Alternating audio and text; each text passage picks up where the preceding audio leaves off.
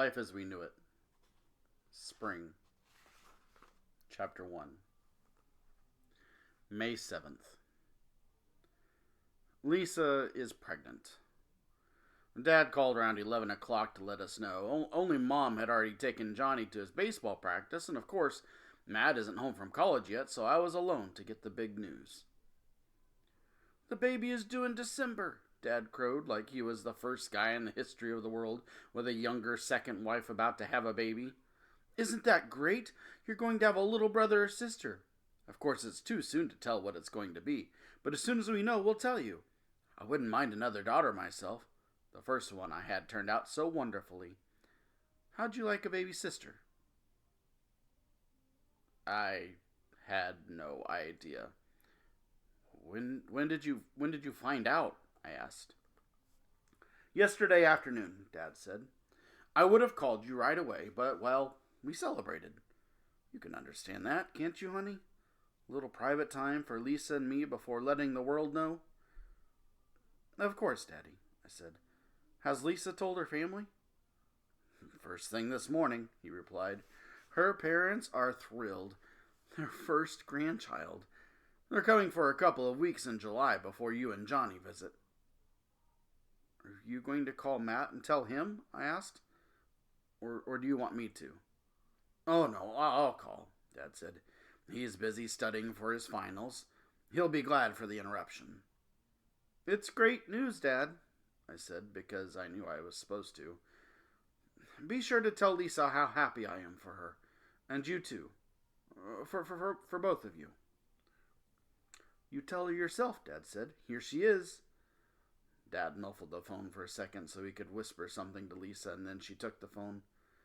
"Miranda," she said, "isn't it exciting?" "Very," I said. "It's wonderful news. I'm really happy for you and Dad." "I was thinking," she said.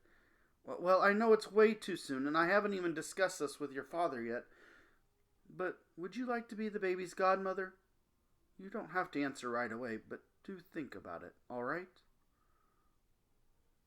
You see, that's the problem I have with Lisa.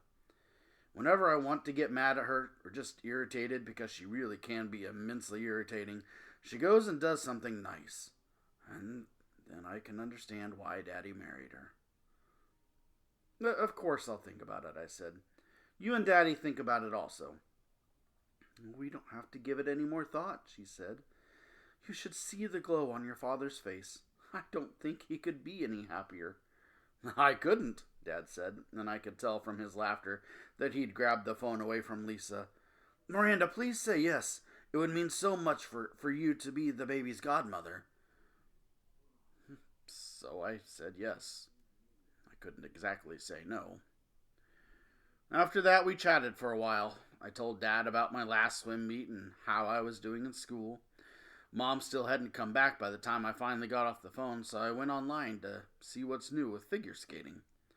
The hot topic at Brandon Ehrlich's fan site is how good his chances are to win Olympic gold. Most people think not very, but a lot of us think he has a real shot at medaling, and ice is slippery, and you never know. I think I'd like to take skating lessons again. I've missed it the past couple of years, and besides, it'll give me a chance to pick up news about Brandon. He isn't being coached by Mrs. Daly anymore, but I bet she still hears stuff. And maybe Brandon's mother would show up at the rink. When Mom got in, I had to tell her about Lisa. She just said that was nice, and that she knew the two of them wanted children. She and Dad have really worked hard on making it a good divorce. Matt says if they'd worked half as hard on their marriage, they'd still be married. I didn't tell her about how I'm going to be the godmother, assuming Lisa doesn't change her mind, which she's more than capable of doing. I feel kind of bad that I'm going to be the godmother, but no one said anything about Matt or Johnny being godfathers. Of course, Lisa and Matt don't get along very well, and maybe 13 is too young to be a godfather. I hope Lisa changes her mind, and I won't have to deal with it. May 8th. Not the greatest Mother's Day ever. I had told Mom a while ago that I'd make dinner, and she decided to invite Mrs. Nesbit. Can't say I was surprised, but I figured if Mom was having Mrs. Nesbit over, I could ask Megan and her mom too. Only when Johnny found out it was going to be me and Mom and Mrs. Nesbit and Megan and Mrs. Wayne, he said that was too many females in one room for him, and he was going to have dinner at Tim's instead. Mom always thinks it's a good idea for Johnny to spend time with Tim and his family because there are 3 boys, and Tim's father is around a lot. She said if it was okay with Tim's folks, it was okay with her. I called Megan and told her to bring her history notes with her, and we'd study for the test together, and she agreed. Which is why I'm so mad at her. If she hadn't said yes, it would be one thing, but she did, and I made enough meatloaf for 5 and salad, and then right before I started setting the table, Megan called and said she had decided to stay on at her church and do something with the youth group. She'd gotten the dates mixed up, and her mother didn't feel like coming without her, so it was going to be 2 less for Sunday dinner, and she hoped I didn't mind. Well, I do mind. I mind because I've been looking forward to us all having dinner together and to studying with Megan.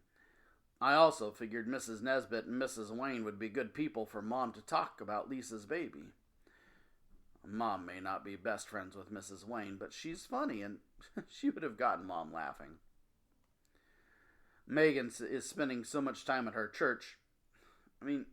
She goes to services every Sunday, and she never used to, and she does stuff with the youth group at least twice a week, and sometimes more, and for all her talking about how she's found God, I think all she's found is Reverend Marshall. She talks about him like he's a movie star. I even told her that once, and she said that's how I talk about Brandon, like it was the same thing, which it isn't at all. Lots of people think Brandon is the best skater in the U.S. right now, and besides, it isn't like I talk about him all the time and act like he's my salvation.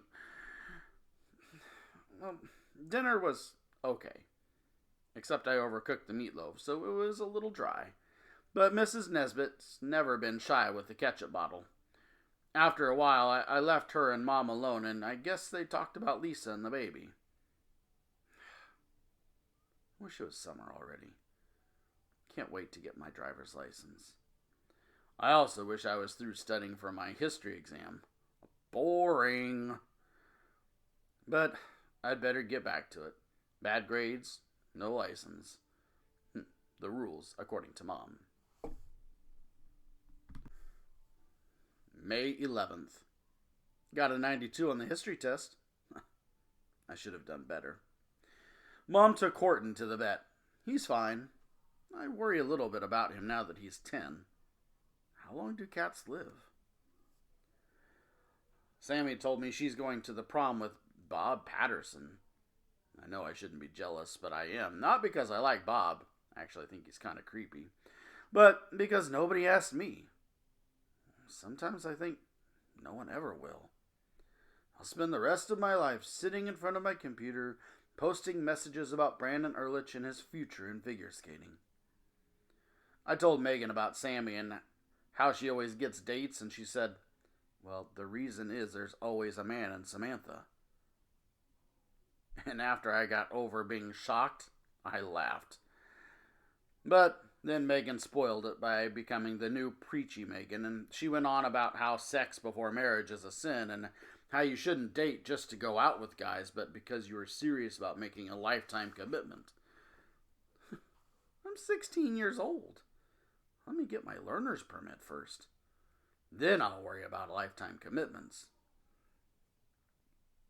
May 12th.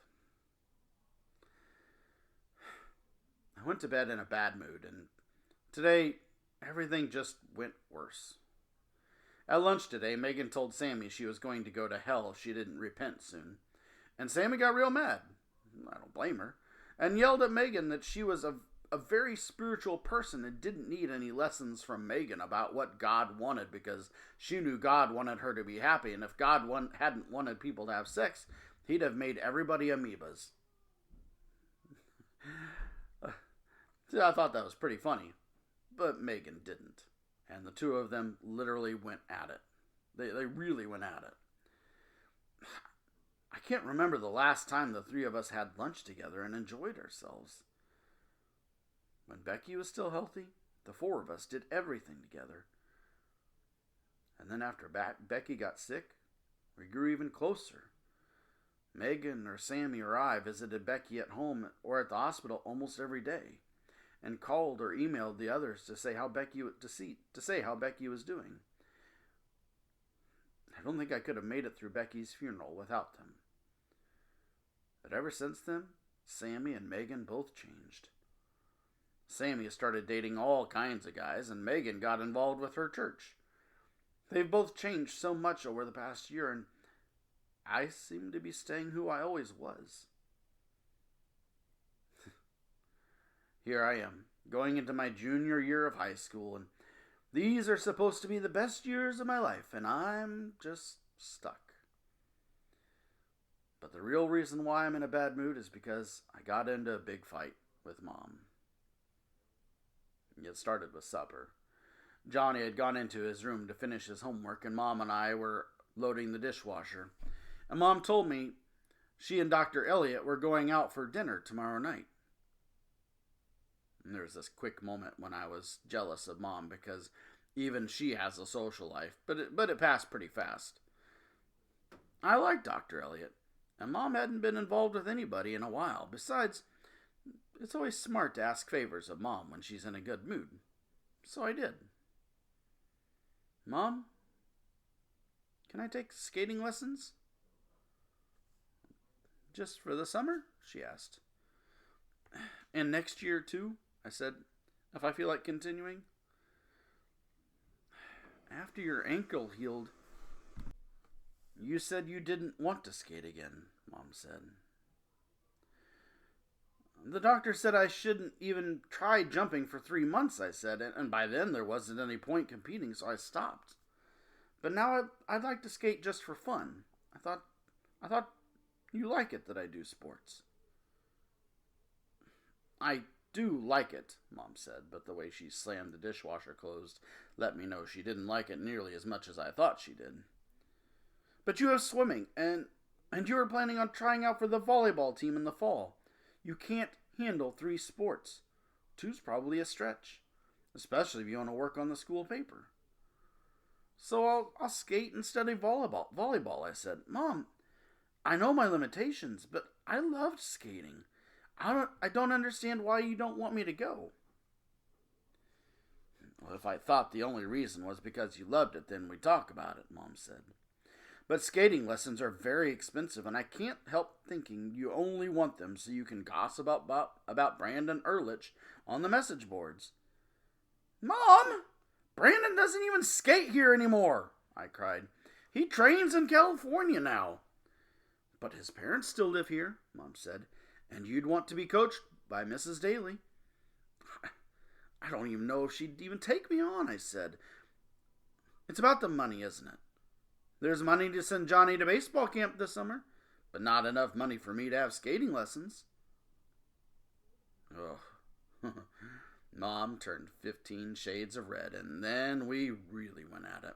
Mom yelled at me about money and responsibilities, and I yelled at her about favorites and not loving me like she loves Matt and Johnny, which I know isn't true, but Mom wasn't right about me not understanding about money and responsibilities. And we got so loud, Johnny left his bedroom to see what was going on.